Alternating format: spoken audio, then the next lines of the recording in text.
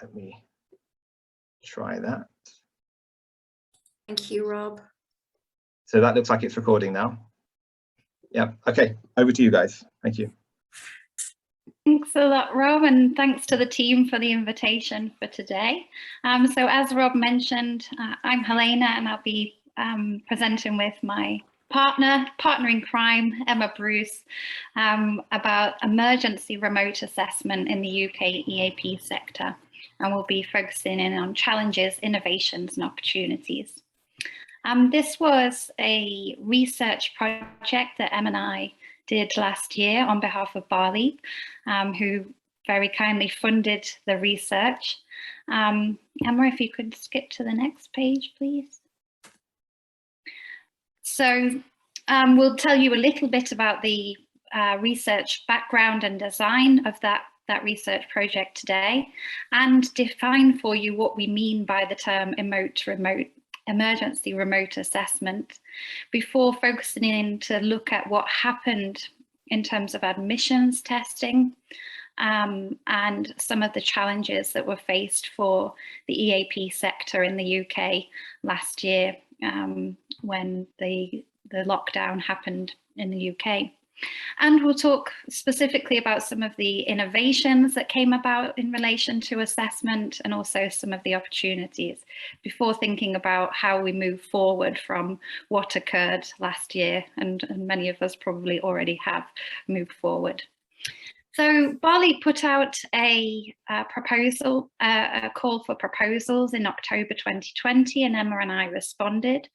They had 2 research questions with it. They wanted to understand more about what changed for EAP providers during the first 6 months of the pandemic, from March to September 2020. They wanted to know what happened in terms of delivery, but also in terms of operations and administration. And Emma and I added the 3rd question because we were keen to know not only what happened, but what were the challenges that were faced, and also what good came out of this situation, what opportunities emerged. So we used a mixed methods approach. We had an online questionnaire to which we had 240 responses, which we were really grateful for. And they came from a wide variety of institutions across the UK, including 63 universities and 8 private providers. Also, the participants, the respondents, were a mixture of teachers, managers, coordinators, administrators, so that we could get the answers to our research question in terms of delivery and operations. We also conducted 14 semi-structured interviews, predominantly with teachers, as they were the ones at the Zoom phase, as people said, and also coordinators, administrators, curriculum development managers, and the subject lead. So probably when we've been talking about what happened during delivery last year in EAP, many people have referred to Hodge et al.'s 2020 definition of emergency remote teaching, or ERT as it's been termed. And Hodge et al. Defined this as a temporary shift in instruction provided in the immediate aftermath of a crisis or pandemic, which will return to the original format. And, you know, this is what we saw in our research. This is what happened. Everybody had to very, very quickly, in quite a stressful situation, change all of their operations and delivery and put them online. Of course, the same happened for assessment, but we've decided to move a little bit away from Hodge et al.'s definition and drop this sense of temporary, because what we realized from our research was that, yes, it was an emergency situation, and yes, changes were made, sometimes quite dramatic changes. But there was a sense already when we collected the data at the end of 2020 that some of those changes may not be temporary. In fact, some of them might be long lasting. So we defined emergency remote assessment as emergency assessment policies, procedures, and instruments adopted in an emergency remote teaching context. And we dropped this sense of the temporary. Mohammed and Oki picked up on this kind of hope for the future as well, that out of this emergency situation, although definitely it was a very trying and difficult situation, and probably many things didn't work in terms of assessment, an opportunity did come about. And so they claimed back at the start of 2021 that maybe there would be an opportunity for development in the field of language assessment. And certainly that feeling came across in some of the qualitative data particularly. We can see one quote here where one of the participants said, you know, yes, it was difficult, things didn't always go right, but next year I think we can go forward. And there's this kind of feeling of there being a springboard to move on from. Thanks, Emma.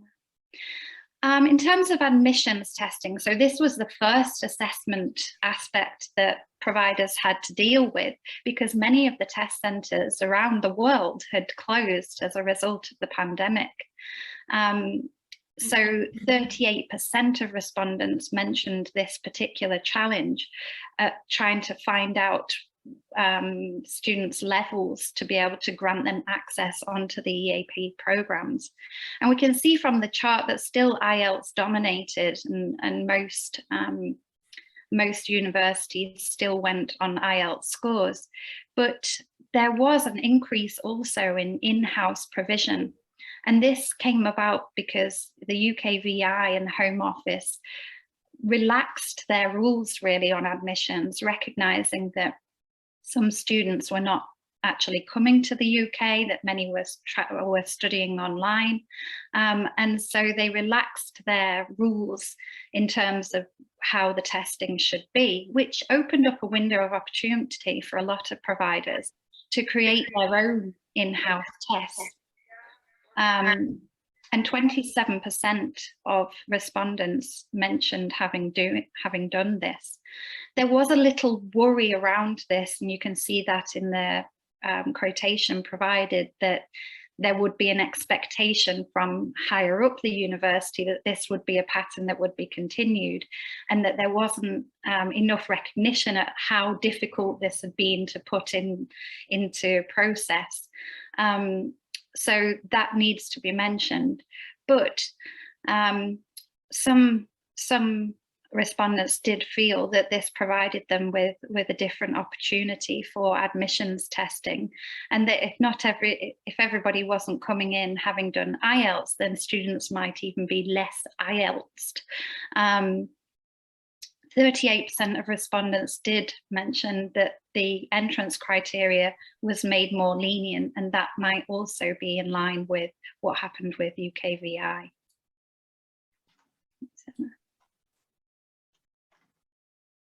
Okay, so I'm going to focus now on in-house EAP testing and assessment rather than the admissions testing that Helena just talked about.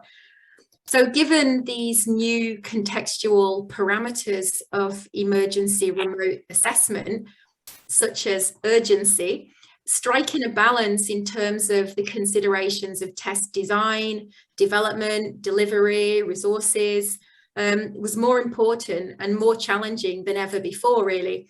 And Sally Brown and Kay Samble, I'm not sure if you're familiar with their website. They have really good online resources for assessment in higher education. And they had a special COVID assessment collection. We can share the link in the chat later. And I really like their quote. They said, ensuring that the perfect did not become the enemy of the achievable. And I think that was really relevant during ERA. You're probably familiar with Bachman and Palmer's model of test usefulness. So you can see here with this little guy juggling. And although it's quite dated now, and there are many other models, later models, such as the socio-cognitive framework for validation, which I'll come on to on the next slide, one element which I think has particular relevance from Bachman and Palmer's model in the context of emergency remote assessment is practicality, so the yellow triangle there. And this really was the overriding consideration during emergency remote assessment, because it was necessary to think about whether the demands of an existing test specification could actually still be met within the limits of the available resources. And that tended to be technology, but of course time was an issue as well. So one common example which came up in our data was listening tests, because in many cases, it wasn't really possible to control the number of playbacks anymore. So in response to this, colleagues started to maybe set time allowances to limit students' opportunity to keep playing the recording again and again. But then there was the issue of students generating captions. So these practical changes in the intended method of delivery could negatively affect the meaning of the scores that we got from the testing instrument. And this also led to construct underrepresentation, because important elements of the listening construct, like for example, note-taking or even listening for specific information, couldn't really be measured anymore when we were doing it remotely. So I'll look at another model now, and that's the socio-cognitive framework. So we've got the same little guy here juggling, and we've got 6 slightly different elements there.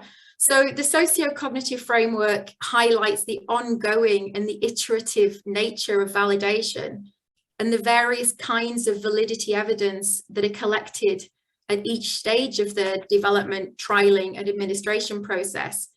And of course, this wasn't possible in the immediate aftermath of the pandemic because we didn't have time for this ongoing validation.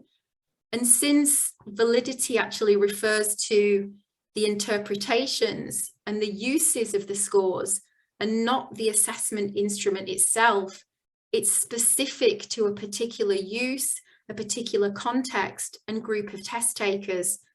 So what this means really is that assessment specifications which had been designed pre-pandemic for face-to-face or paper-based administration in controlled conditions, they'd been tried, they'd been tested before, they'd been trialed, but they may no longer have been suitable for remote administration in the ERA context, even for the same group of learners. So let me give you an example. So if students were being assessed remotely, maybe they were seeking external help, and then this obviously posed a threat to the scoring validity. Another example, which was mentioned quite often in our data, and this was a concern that students' digital literacy, which hadn't been part of the intended construct, had become an essential skill for them to complete the assessment task.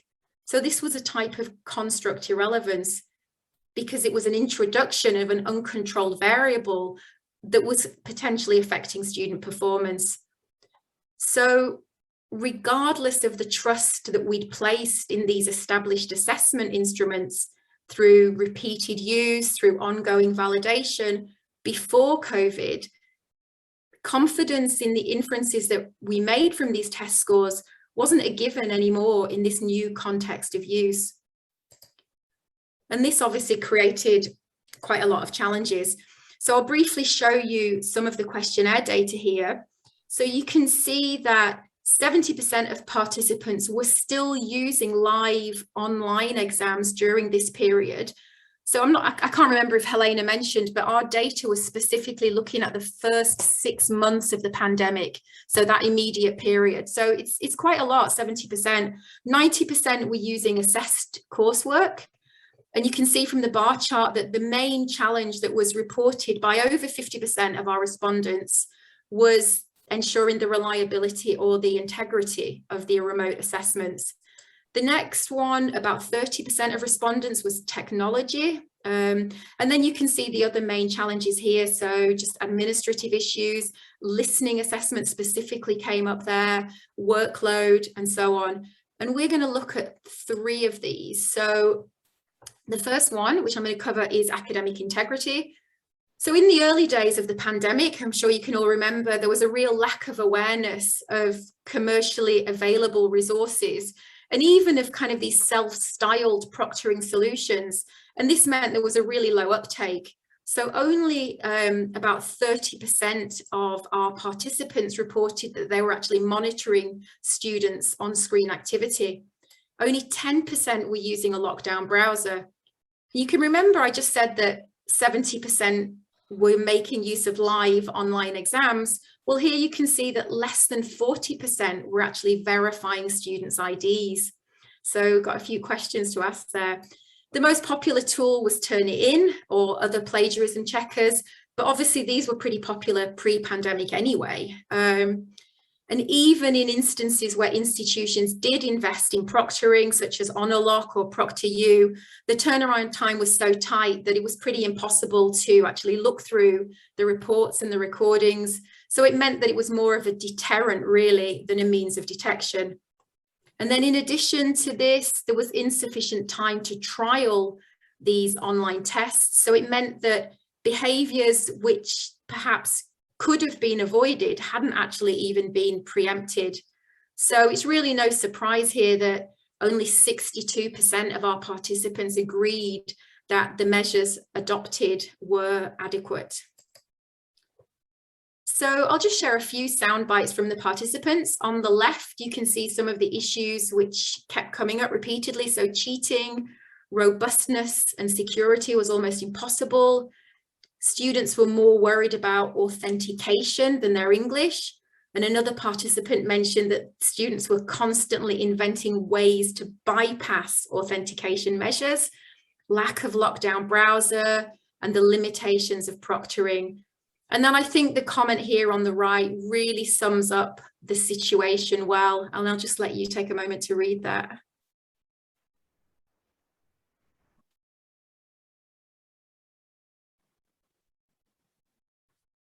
So even though our colleagues were really trying our best to deliver valid and fair assessments, they often had to revert to their own judgment on students' academic potential and character, which obviously was unlikely to be part of the original assessment construct. Okay, so we'll come now to the second challenge, which is academic literacy. And although this wasn't specifically coded as a theme, it did seem to run through many of the challenges that came up. And to be honest, digital literacy rather than assessment literacy is obviously a big part of this as well, really, in this emergency remote assessment period. So Kreml and Harding define it as the skills, knowledge, and abilities that test stakeholders need to carry out assessment-related activities. And during ERA, this did include a high level of IT know-how. Christine Coombs' quote here on the right reminds us that we need to take the current knowledge base and the context of practice into account when designing training. And she mentions the necessities of times and contexts, which seems particularly relevant in the emergency situation. On the right, you can see the little chart. So 45% of managers and 35% of coordinators would have liked more training on ensuring the integrity of online assessment. And 40% of managers and 46% of coordinators would have liked more training in how to carry out online assessment. And what I found interesting here is that the percentages of the teachers who felt this way was much lower. And perhaps that's because the managers and the coordinators, or the ones making the decisions, were sort of more accountable and they had more responsibility for the QA. And I'm going to pass you back to Helena for the next challenge. Thanks, Emma. So obviously technology was the savior, and if it weren't for technology, no assessment would have existed during this period. But it was also the cause of quite a few challenges. And if we remember what Emma said about there being 70% of respondents saying they used live online exams, the first two numbers on this slide really emphasize how this could have been a challenge. If so many students were doing live online exams, time zones definitely would have been a problem. And 13% of respondents specifically mentioned time zone as being a challenge. Students might have been doing exams at midnight or 2 o'clock in the morning, depending upon where they were.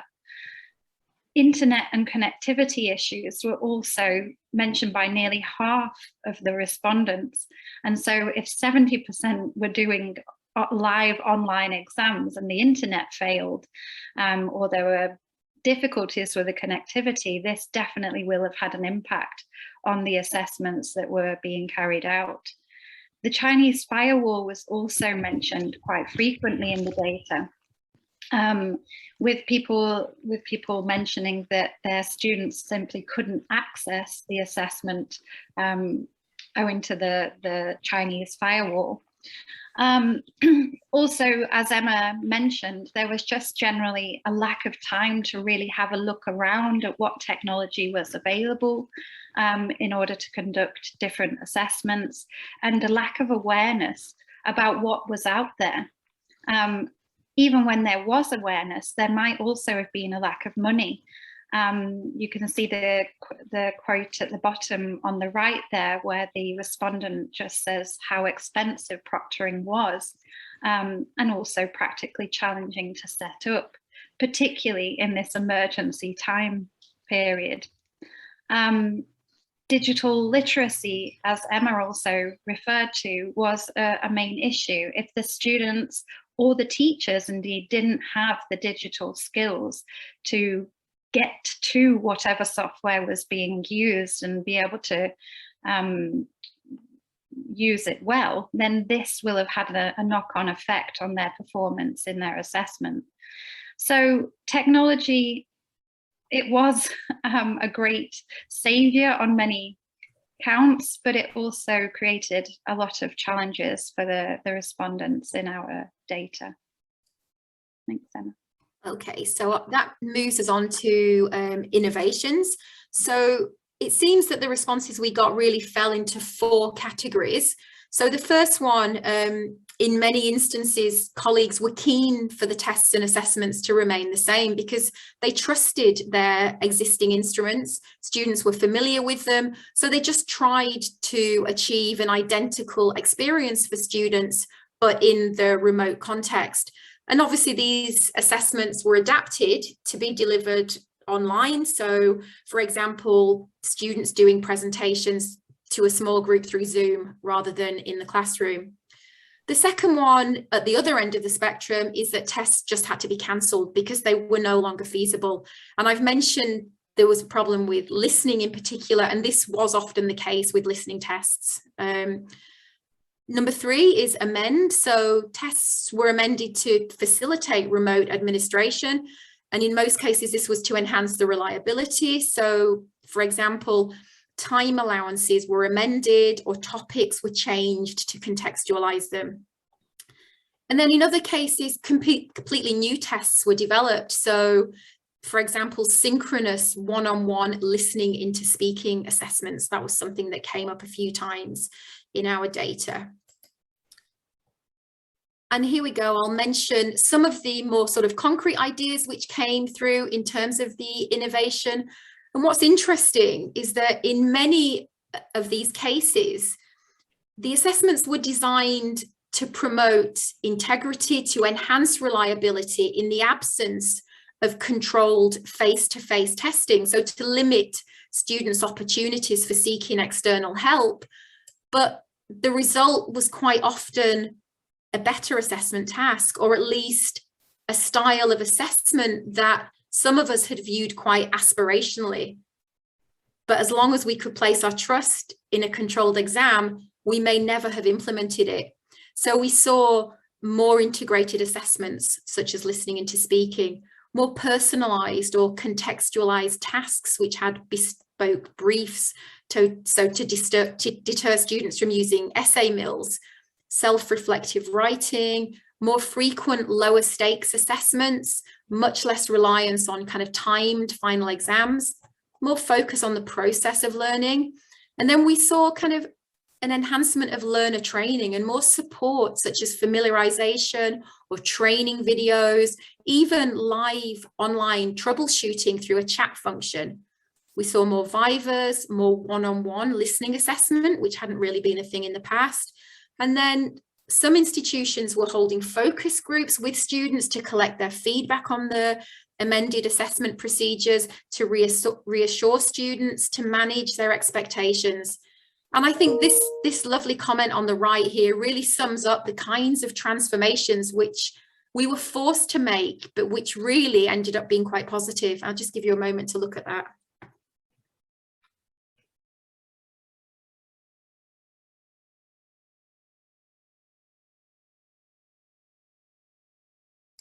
Okay, so we'll have a look now really at the opportunities which arose from this. So despite the challenges, many positives came through in our data, just like the one you just read on the previous slide. And really, a lot of participants were really hopeful about the kind of the transformation that could come around from this, and also the lasting change. And Gary Ockey, in the special issue of LAQ earlier this year, summed it up quite well. And he said that the fact that construct representative assessments have been successfully delivered despite all of the technological limitations, this will help to shuttle in a new era of technology-driven language assessments. And the Royal Society for the Arts refers to bridges to the future, which I think is a lovely term that means that as we move out of this kind of survival mode, just getting by, we need to evaluate the quality of the measures that were put in place during the crisis and determine which ones show promise and longevity and which ones were only ever temporary anyway. And we've organised some of these opportunities, which our participants mentioned, into 4 themes. So the first really is more relevant and meaningful assessment. And many respondents mentioned the opportunity to evaluate the constructs of our tests and to reflect on whether we were really happy with them anyway. And in this way, assessment became more current and more authentic. The next one was feedback. And although a lot of teachers initially reported that they were overwhelmed with trying to give feedback on all of the asynchronous work, once they'd streamlined their processes, there were some really innovative ways of providing feedback, such as through voice or video recording, through shared documents. And 90% were really satisfied with the quality and the extent of the feedback that they were able to provide remotely. And I think related to feedback really is that digitalization led to more accessible data. So item level statistics are automatically generated by a lot of online assessment platforms. And this really helped colleagues who don't know how to conduct these analyses themselves. And it provided them with really useful insights to reflect on the quality of their assessments. And then the third one we have is more compassionate assessment. So there was really more focus on the learning process rather than just the outcomes. And colleagues had to think about what they really wanted to assess summatively and actually use more formative assessment, fewer time-controlled tests.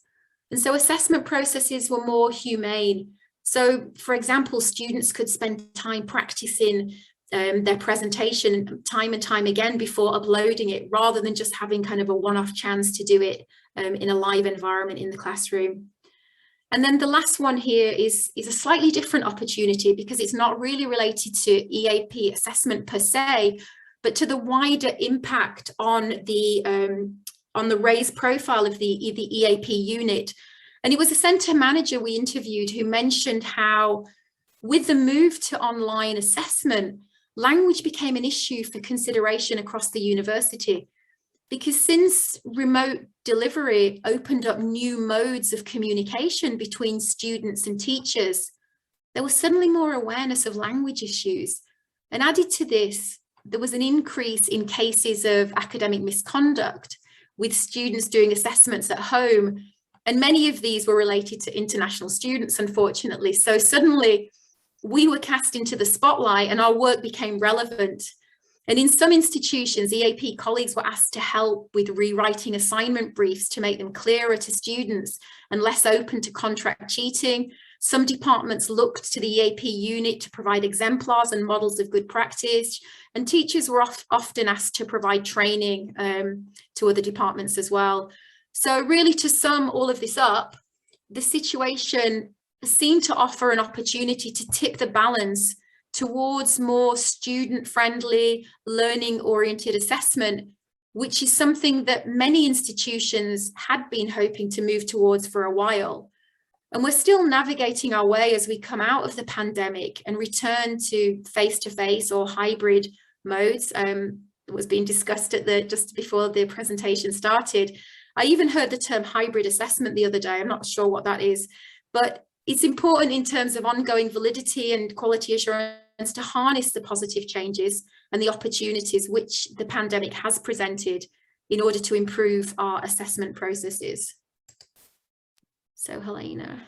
Thanks, Emma. So just to sum up, there's plenty of research showing that people were wanting change in EAP assessment. The quotation on the screen shows that people had recognized the limitations, particularly of unseen time-controlled exams, and were wanting to make a move away from them and to move towards more authentic assessment that would be more helpful for the students moving forward.